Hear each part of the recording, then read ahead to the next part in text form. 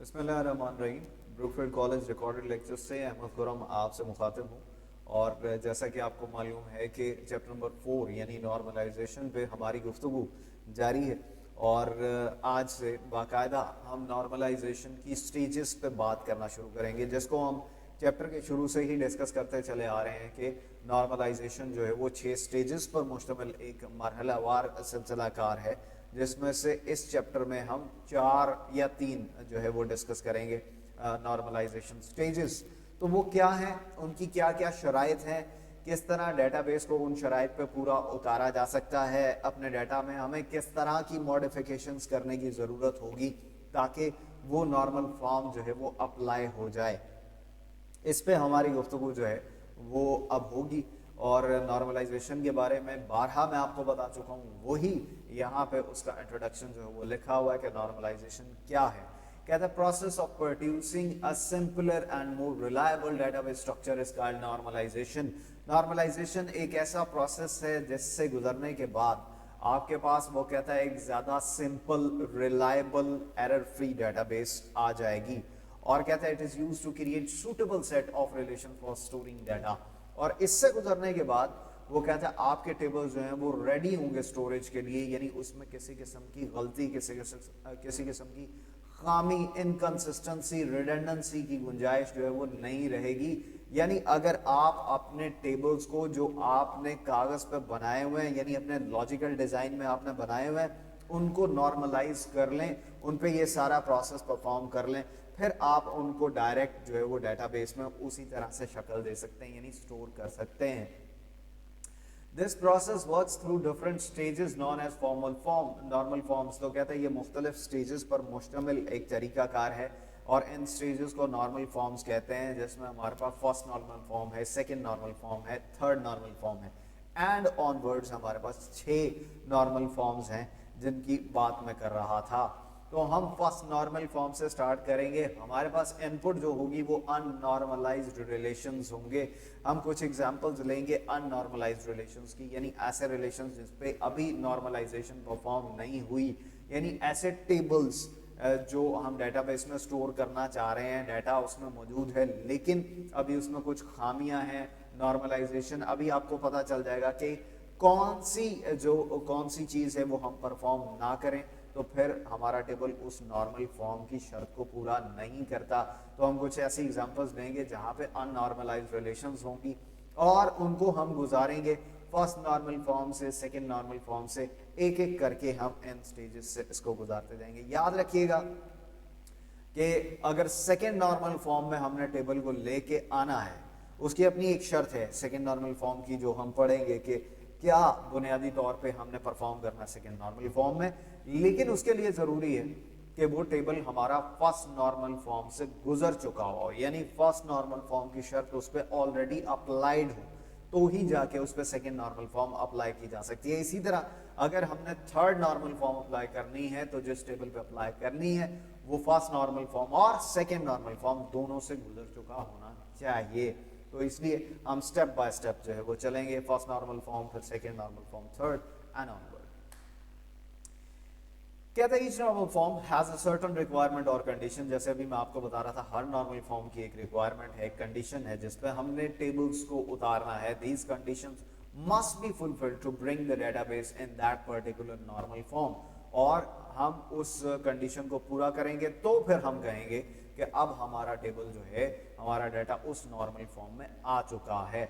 If a relation satisfies the condition of a normal form, it is said to be in that normal form। वही बात है, कहते हैं अगर वो कंडीशन आप पूरी कर लेंगे जो नॉर्मल फॉर्म की है तो हम कहेंगे कि अब टेबल उस नॉर्मल फॉर्म में है। The task of database design starts with unnormalized set of relations. Task हमारा शुरू होगा कुछ अननॉर्मलाइज्ड रिलेशन से, कुछ ऐसे टेबल से जिनको नॉर्मलाइज नहीं किया गया। Normalisation process identifies and corrects problem and complexities of the database design. तो नॉर्मलाइजेशन का प्रोसेस ना सिर्फ गलतियों को आइडेंटिफाई करेगा बल्कि उनको करेक्ट करने में भी हमारी मदद करेगा। It produces a new set of consistent relations, और उसके नतीजे में हमारे पास एक नया सेट ऑफ टेबल्स आएगा जो क्या होगा, कंसिस्टेंट होगा, रिलायबल होगा और एरर फ्री होगा। The new design is free of processing problems as possible। और नया डिज़ाइन जो है वो प्रोसेसिंग अनोमलीज से जितना हो सकेगा वो फ्री होगा। खैर, नॉर्मलाइजेशन पे जाने से पहले, यानी उसकी फर्स्ट नॉर्मल फॉर्म पे डायरेक्ट जाने से पहले, हमें नॉर्मलाइजेशन से रिलेटेड कुछ चीज़ें भी समझना है, जिसमें से एक चीज़ जो है वो है फंक्शनल डिपेंडेंसी। आसान सी बात है और ये नॉर्मलाइजेशन से बड़ी तरह से जुड़ी हुई है। आपने इसको समझना है कि फंक्शनल डिपेंडेंसी क्या होती है। देखें, हम कहते हैं कि जब एक एट्रीब्यूट की एग्जिस्टेंस दूसरे एट्रीब्यूट पर डिपेंड कर रही हो तो हम उसको फंक्शनल डिपेंडेंसी कहते हैं। एट्रीब्यूट का पता है, जिसको कहते हैं, हम बारहा बात कर चुके हैं इस पे, टेबल के कॉलम को एट्रीब्यूट कहते हैं। और अगर उसको हम देखें तो वो किसी एंटिटी की कोई कैरेक्टरिस्टिक होती है।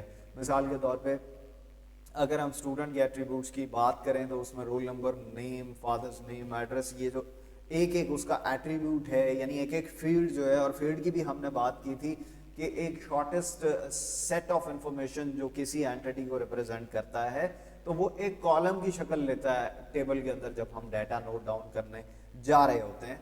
तो उसी की मैं बात कर रहा हूँ कि एक एट्रीब्यूट जो है उसकी एक्सिस्टेंस, यानी अगर उसका होना किसी दूसरे एट्रीब्यूट की एक्सिस्टेंस से रिलेटेड हो, किसी दूसरे एट्रीब्यूट की एक्सिस्टेंस पर डिपेंड करता हो, तो हम कहेंगे कि ये दोनों फंक्शनली डिपेंडेंट हैं, यानी दूसरा वाला पहले पे फंक्शनली डिपेंडेंट है। मिसाल के तौर पे देखें, आम तौर पे फंक्शनल डिपेंडेंसी प्राइमरी की बेस पे बनाई जाती है, यानी अगर प्राइमरी की जो है वो पता हो, मालूम हो, तो उससे बाकी तमाम एट्रीब्यूट्स जो हैं वो उस एंटिटी के एक्सेस किए जा सकते हैं। जनरली मैं आपको एक एग्जांपल दे रहा हूँ, यानी रोल नंबर अगर किसी स्टूडेंट का पता हो और उसको हम एंटर करें अपने डेटाबेस में, तो उसके बाकी तमाम एट्रीब्यूट्स एक्सेस किए जा सकते हैं। उसका नाम भी आ जाएगा, उसका रोल नंबर भी आ जाएगा, उसका फादर्स नेम, उसका फ़ोन नंबर, एड्रेस, व्हाटएवर जो भी उसके फर्दर एट्रीब्यूट्स हैं, ठीक है। लेकिन यानी आम तौर पे आइडेंटिफायर जो होता है उसकी बेस पे ये डिपेंडेंसी बनाई जाती है। अगर नाम हो तो रोल नंबर को एक्सेस करना मुश्किल हो जाएगा, क्योंकि जनरली एक नाम के बहुत सारे स्टूडेंट्स हो सकते हैं और मल्टीपल जो फिर रोल नंबर हैं वो एक्सेस हो सकते हैं, जिससे कंफ्यूजन क्रिएट हो जाएगी। अगर रोल नंबर की बेस पे डाटा एक्सेस किया जाए तो फिर वही एक नाम सामने आएगा जो उस रोल नंबर से बिलोंग करता होगा। तो इस सूरत में हम ये कह सकते हैं कि नेम का एट्रीब्यूट जो है वो रोल नंबर पे फंक्शनली डिपेंडेंट है, यानी अगर रोल नंबर जो है वो पता हो, नॉन हो, तो रोल नंबर तो नेम जो है उसको एक्सेस किया जा सकता है। तो फिर इसका मतलब ये कि नेम फंक्शनली डिपेंडेंट है एक टेबल के अंदर किस पे, रोल नंबर पे। बात समझ आ रही है? तो बात करते हैं, कहते हैं functional dependency is a relationship between two attributes. तो ये दो एट्रीब्यूट्स यानी दो कॉलम्स यानी दो फील्ड्स के दरमियान में एक ताल्लुक का नाम है। It states if the value of one attribute is known, it is possible to obtain the value of another attribute। कहता है, इसकी स्टेटमेंट ये है कि अगर एक एट्रीब्यूट की वैल्यू जान ली जाए, नॉन हो तो दूसरे एट्रीब्यूट की वैल्यू मालूम की जा सकती है। जैसे मैं अभी आपको बता रहा था कि अगर रोल नंबर की value, for example roll number की वैल्यू जो है वो मालूम है, तो नेम की वैल्यू एक्सेस की जा सकती है, ठीक है। तो it means that attribute B is functionally dependent on attribute A if the value of A determines the value of B। यानी वो कहता है कि अगर एट्रीब्यूट A डिटरमिन करता है एट्रीब्यूट B की वैल्यू को, तो हम ये कहेंगे कि एट्रीब्यूट B जो है वो फंक्शनली डिपेंडेंट है एट्रीब्यूट A के ऊपर। बात समझ रहे हैं? अगर B की वैल्यू किस पे डिपेंड कर रही हो, A पे डिपेंड कर रही हो, तो हम कहेंगे कि B फंक्शनली डिपेंडेंट है A पे। Functional dependency is written as follows. तो याद रखें कि हम इसको इस निशान से भी जाहिर करते हैं, यानी एरो लगा के। आपने एरो लगाना है जो डिटर्मिनेंट है उससे, जो डिटर्मिन हो रहा है उसकी जानिब। अब A अगर B की वैल्यू को डिटर्मिन कर रहा है तो आपने A से B की तरफ जो है वो एरो लगाना है। ये सही तरीका कार है। अगर B से A की तरफ लगाएंगे तो ये जाहिर करेगा कि B A की वैल्यू को डिटर्मिन कर रहा है। जिसकी वैल्यू डिटर्मिन हो रही है, जिसकी वजह से आपने उसकी तरफ एरो लगाना है जिसकी वैल्यू डिटर्मिन हो रही है, ठीक है जी। तो अगर b की वैल्यू a पे डिपेंडेंट है तो हम इस तरह से उस जो डिपेंडेंसी है उसको शो करेंगे। कुछ एग्जांपल देखते हैं फंक्शनल डिपेंडेंसी की बात मजीद समझ आ जाएगी। कहते थे attribute on the left side is called determinant. तो जो एग्जांपल अभी हमने देखी वो कहता है लेफ्ट साइड पे जो एट्रीब्यूट है यानी a इस एग्जांपल में क्या कहलाएगा, a कहलाएगा डिटरमिनेंट, राइट। याद रखिएगा a कहलाएगा determinant and the attribute on the right side is called determinant. और कहता है जो राइट साइड पे यानी b है जिसकी तरफ एरो लगा हुआ है वो डिटरमिनेंट कहलाएगा।